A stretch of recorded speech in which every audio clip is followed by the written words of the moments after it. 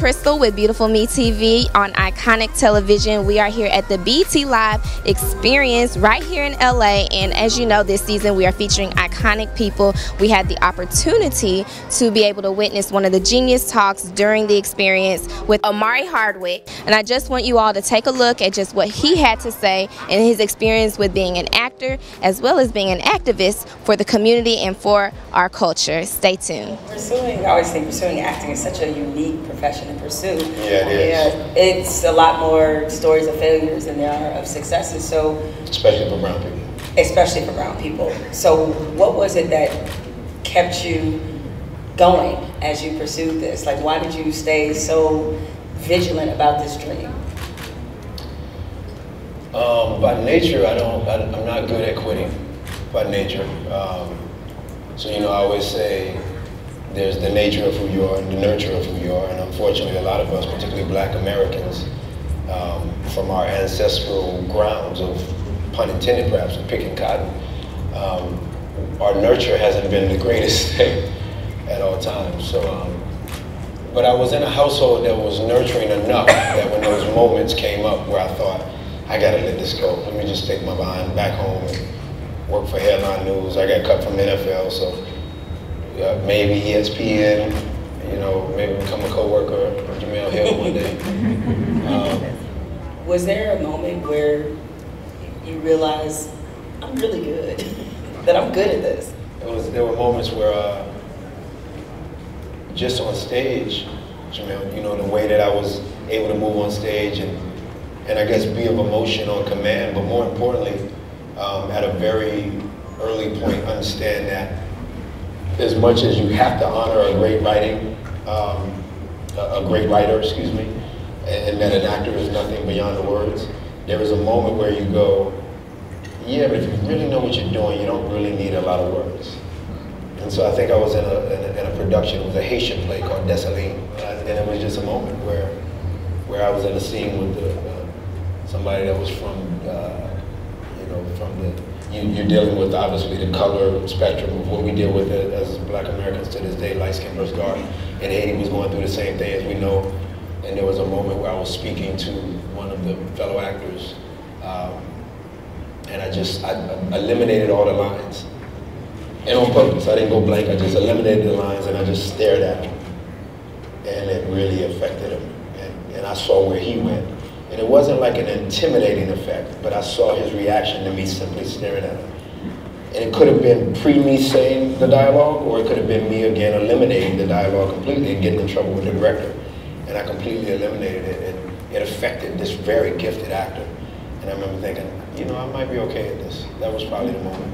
When I think about you and sitting here on the stage now, it reminds me of what Willie Beeman, aka Jamie Foxx, said in Any Given Sunday, I was a star, y'all just didn't know it, right?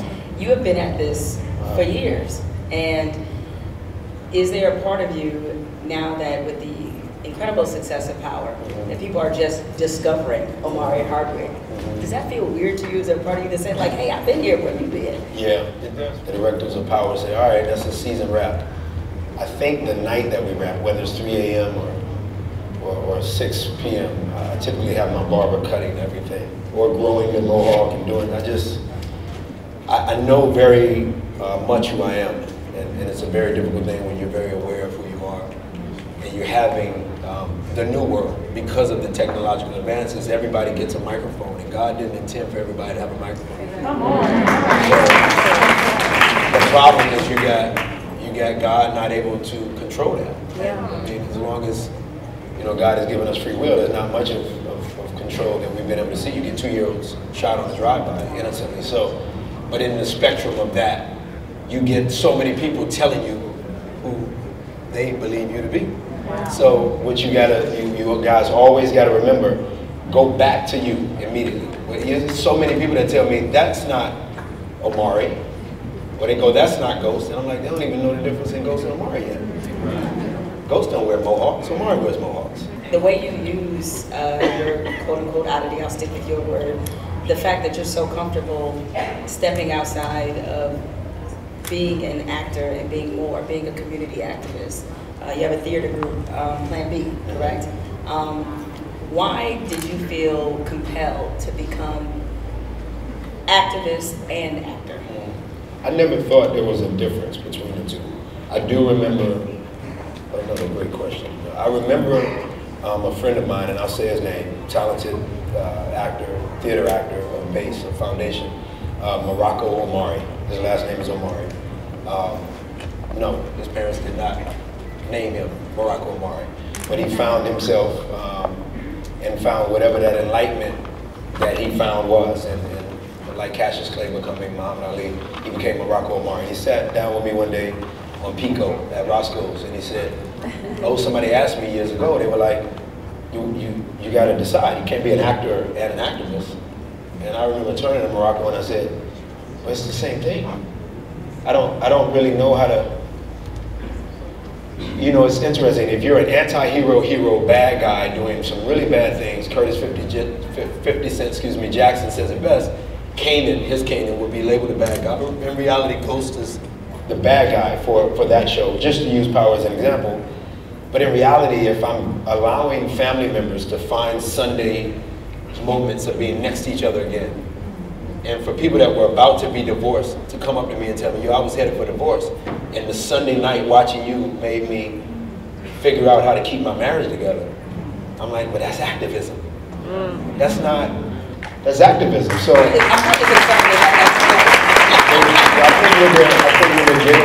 think we're getting a guy that is never forgotten to put his character in the character. So I've always figured out how to put the character in the character, no matter what character I play. And so I think if you're really in touch with something, and we're all lost. I mean, I'm never preaching to y'all. I'm lost, and I am very found at what I'm found at, and I'm really lost at what I'm lost at. I'm learning. So what I realize is, if you are someone who is at least in the journey to figure out your best you, even watching a Ghost, you are open to watching the actor who's been hired to play Ghost, not vice versa. Most young people in particular are into the character and then later for the actor. But it wasn't like that. When Jemele and I were growing up, it wasn't like that. Sidney Poitier was Sidney Poitier. Every role he played, it was him. So we've gotten so far from that, and the reason we have is because everyone's addiction to celebrity has gotten us mad. So in reality, I just don't think that that you can be an actor, particularly in today's market. I don't know. It's amazing that Bill Russell played for little to no money. I mean, Michael Jordan didn't make but $3 million pretty much every year until those last 3 years of his contract. So Kevin Garnett, I think Jemele said I'm right, Kevin Garnett comes to the league and he's the first real big money maker. And I think about those NBA ball players and Bill Russell or on the gridiron, Jim Brown, and they would finish a game making lack thereof finances, right? And then they would go march with Malcolm or Muhammad Ali or Martin, which I thought was pretty amazing. And I was raised in that. As much as music was in the house, I was raised in that activism. I was raised under Stokely and Huey P. And it was in my house. So I thought, well, if I'm gonna get a stage and I'm gonna get a microphone and I'm gonna use all these crazies that are in me, because I couldn't put food on Jay, Brave, and Nova's table if I wasn't crazy. I gotta be off. So if I'm gonna get these opportunities, then people, particularly that look like me, I gotta be of activism, because if you get in the house and you start to walk in certain rooms, if you can figure out how to get the rest of the people that look like you in the house,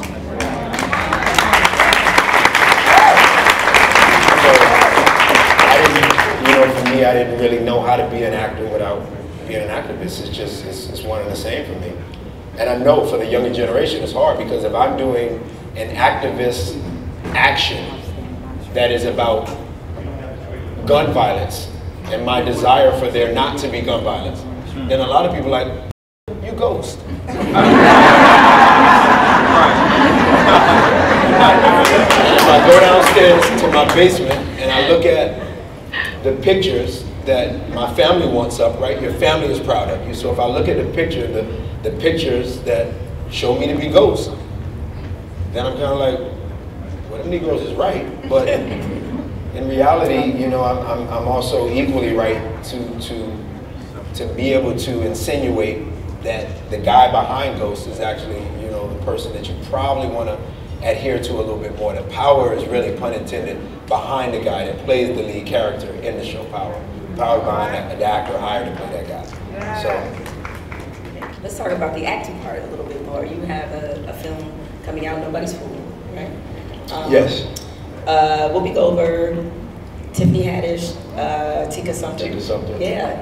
Tyler Perry director, yeah. Yeah, that's a pretty powerful female cast. No disrespect to you. No, yeah. But what was that experience Girls like? run the world. You ain't, come on. Glad you said it. Y'all gotta know that. Don't say whoop. Don't be doing all that and not know it.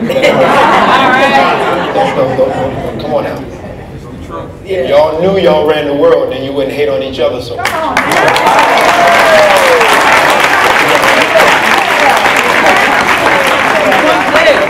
Me and this brother right here can have the same shirt on and be like, yo, that shit is fly.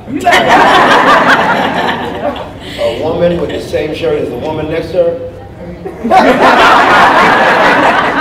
If y'all run the world and you embrace it, then y'all will run it together.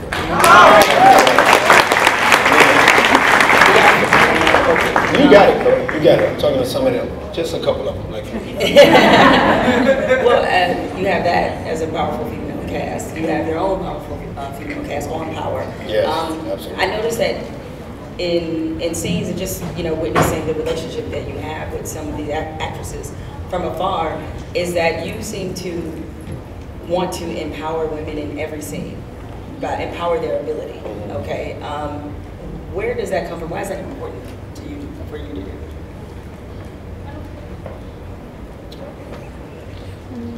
I think some of it is because I was raised by a mother that didn't realize how much power she had. Maybe it's 90% of it. My pops was extremely powerful, down to being the affectionate one, which is crazy, right? 60-something, 68-year-old father, born into civil rights, one of the only black students at Holy Cross when it was all male in Massachusetts, which is where Clarence Thomas went. Obviously, he has feelings about thoughts that Clarence believed in. They didn't think and believe the same things, but a very powerful black man from Savannah, Georgia. And so much so that, again, most of my affection or the kisses or the, Omari, you're a beautiful young man, it really came from him. I think Mom was too concerned with me remaining humble as opposed to just observing. You know what I mean? If you make more than 2 kids, you gotta observe. They're all different. You gotta really look at them. Which is why it's dangerous for all of us that were raised with 2, 3, 4, 5 kids in the household. Because parents, it's impossible to figure that out. The more kids you go. So shout outs to the grandparents that made 7 to 14 kids. It's crazy. But I think it was my mom really not embracing Jemele, her power as much as I thought. So every opportunity I had, I felt like, you know, be the biggest male feminist that you can be. We need male feminists. So if I'm on screen and I kind of am aware of what I possess, I also am aware that the window of opportunity for black actors, now it's politically correct to call an actress an actor as well, but for black male actors, the window, even though it's obviously extremely skinny, it ain't but like 10 of us working, it's still way more narrow for our counterparts, our female colleagues. And so, like you said, I know I'm pretty good at acting. So if I'm on screen, and you're only as good as yours, so if I'm seeing Naturi not be where she needs to be, then come on. If I've been asked to be Michael Jordan, then, you know, if she's B.J. Armstrong and Joseph is Tommy, or Leela's, you know, whatever person you want to put on the team, the reality is the women, I told them that. Going into season 3 of Power, I said to Leela and Naturi, we go as far as the women go. So if the template of writing is what it is, and the template of writing actually gets better, this foundation, this trampoline of sorts that we're getting to bounce off as actors is increasingly better, then you guys got to be at a level that I feel the same way about when I work with Tiffany Haddish or Tika Sumpter, or for Color Girls. It was all women, right? It was 5 of us guys or whatever, but I just feel like I'm really proud of Cicely Tyson, what she was able to do as a dark, beautiful sister, which at that time was extremely hard. And so I would just, in my opinion, Jemele, be remiss if I didn't carry that baton and go, guys, y'all know what Cicely did? You can't be like coming to work in the damn cell phone. You can't be between scenes be on your, like you got an opportunity. You know what I mean? People want to play Tasha. So, you know, and so Notorious really stepped up to that and taken that challenge on. And Leela Lauren works really hard. Her work ethic is really hard and is focused. But Notorious is growing tremendously. A lot of raw gift, right? To play Little Kim the way she did, a lot of raw gift. But I'm like, raw gift, we got to grow, right? So I'm proud of Tiffany in particular because there's perhaps this belief that being a comedic actress, particularly like yourself, attractive, which affects, being a pretty woman affects all looks, negatively and positively. And so you went through it for years, Jemele. You got light eyes, you got freckles, and you're pretty. And you walked in, let's be serious. And you walked in male-dominated environments. And so it's not a desire to call anybody unattractive, but the reality is looks are but a gift from God. That's the only reason they're given to you. Looks are simply a gift from God to expand whatever God wants you to expand. That's it. There's no reason. So with women, as I said to you women, because women are so geared and steered into believing that looks are the dominant thing, that if I'm on screen with you, I'm typically the one reminding you that ain't, come on, that ain't gonna do it. You gotta do a lot more than that. You could lose your face on a motorcycle accident. It could be done. So I think that has a lot to do with it, and the fact that Tiffany Haddish happens to be an attractive, perhaps one of our top 3 most attractive comedic actresses of all time. She's just pretty. What I loved about her is she puts that way down at the bottom of her shoes. That's way down low. I don't even know if she realizes how attractive she is. So I'm bringing her whatever I need to bring her. I'm bringing Whoopi whatever I need to bring her. Felicia Rashad is a mentor of mine. Pauletta Washington, you know, people say Denzel is forever an uncle to me, but Pauletta Washington saved my life out here. So, you know, it's just, it wouldn't work for me if I didn't honor the female casting directors that put Omari on, the female producers that aided me being on. And I said to Courtney when we started Power, I said, I want female directors. I'd rather look at, and I like women. So there's that. Well,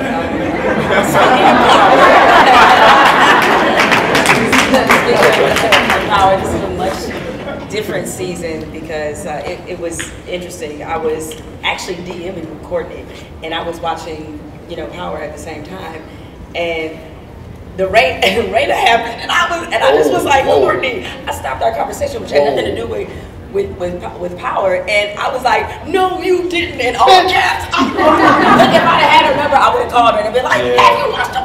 Like, I would have just went in. But obviously, coming off a tragic death, and I was like, Raina didn't ever do anything to anybody. Right? And when I saw the actor that played Tariq, I was like, I know people come up to you on the street and just want to fight you on sight. Which means you're really good. I say yes. I say all that to say, given the emotion of what you're coming off of last season, what kind of emotional investment did you have to make into this season? Because I know it's grief and loss and things that we haven't quite seen from Ghost yet. How did you bring that? That's a very good question. First and foremost, I didn't watch the scene that you watched. You didn't? Oof, don't. I didn't, and for anybody in here that follows me on Instagram, I said I could never watch the scene, and I thought, obviously in life I could watch the scene, but while in the moment of still playing in the character, I thought it's best for me as her father, and being a father, and being a father specifically of a daughter, I thought it would be best if I figure out how to move on as a father who uses a daughter in that way without figuring it out too much. So if I watch the scene, then it dictates too much. You have it then, it's palpable, right? You can't, it's there, it has color to it, it's like we're all dressed. And everybody looks really good, by the way. Everybody looks good. So, but if you put the clothes on the moment, what Jemele is asking is my process going in. If you put the clothes on the moment, you dress the character, but if you put the clothes on the moment, perhaps that would be analogous to watching the moment, to watching the scene. And I'm dressing it. So I need it undressed. I need to not know what the thing is that I would feel having watched the scene, so that I can authentically figure out the feeling. So that's the first thing I did. I just didn't watch it. And I was in method in season 4, and then, you know, the world figured it out, and I was staying in jail and different things like that. But season 5, I'm definitely in method more than I ever was. And Courtney and I had breakfast maybe 2 weeks ago, and she said, Omari, you're not, you know, I know you think because your heart is good and your intentions are still good as a human being. And I interjected, and a team player. She goes, absolutely, you're definitely a team player. You're our leader, but in reality, you are not you when you're in that character. And I said, but would you want me aware that I'm not me? Because that would be counterintuitive to being wherever you need me to be to pull this guy off. It's 9.6 million viewers, and we got 176 countries following this show.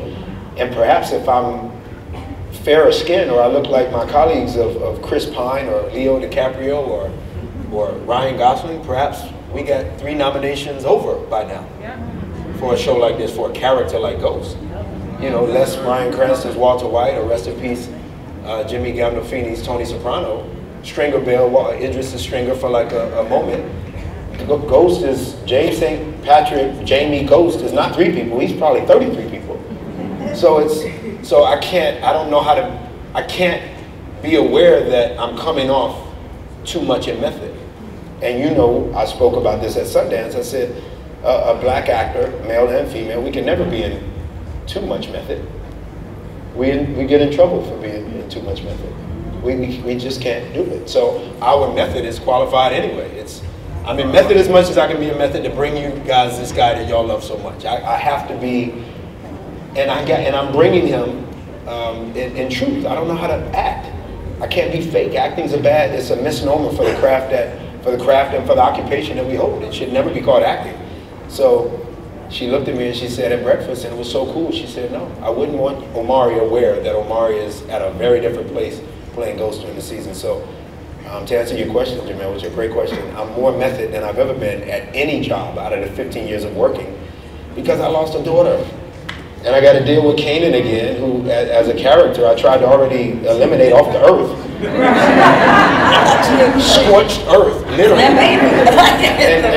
And it worked out, and he's still on, it worked out that he survived, and so there's such a...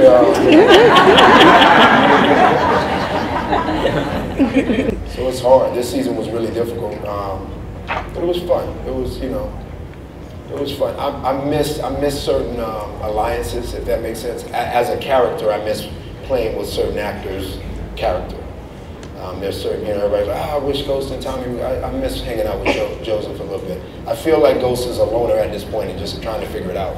So whether I have a Tasha around me, and now we have to deal with the fact that even if we're not together or we're trying to get back together, whatever we're trying to do, we did lose a child, or now that Joseph and Curtis and I have to work together more on set in terms of our 3 characters, chasing down crazy ass Dre, played pretty damn solidly by Timmy. It did. Pretty damn solidly. It still makes for a cool story if you realize that Ghost is still the lone wolf who's by himself. You know, it still makes for a good story. So this year I was in a heavy level of method. I told Jemele backstage, it was the first year that I don't remember scenes. And I don't remember what scene is in what episode at all. I have no bearing. So July 1st, I'll be watching with you guys. I'll be watching with y'all. So we are doing this thing called 60 Seconds with a Genius, like you. All right? And it gives the people at home an opportunity to submit questions online. And I'm going to tell you what we No. Let's do that. So we can start the clock. The clock has started. Who's the clock holder? It's a special job. Yeah. This is from Official Concrete on Instagram. He or she asked, during your lowest point, what was your big break? Sucker Free City. It's like, well, my lowest point, it was either a backup of firefighting, and the day that I said no to the fire department, which I had passed all the tests to be admitted on, probably some affirmative action in there. But at that moment, hours later, I was saying no to to LA City, LA City Fire Department. I got a call that Spike Lee was going to be my first boss in life.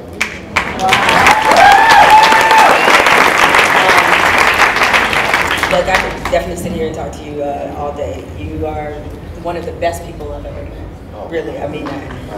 And I wish we could have gotten into how you do a lot of mentoring. Oh, don't hang it off.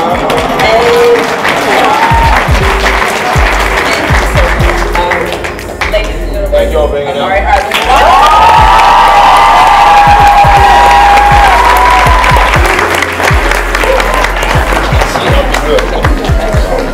Well, I hope you guys enjoyed that snippet, and be sure to stay tuned because Power is coming up July 1st with the new season.